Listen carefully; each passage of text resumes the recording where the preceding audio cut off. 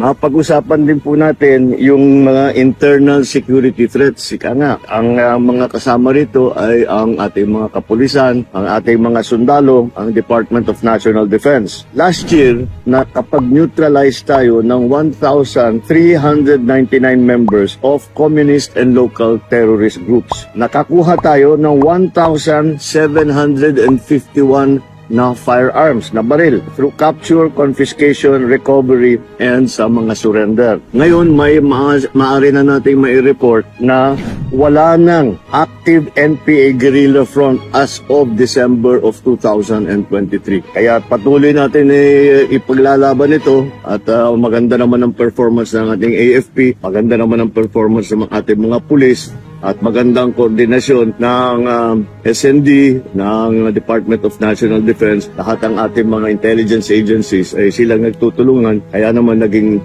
matagumpay itong ating kampanya kontra sa internal terrorism.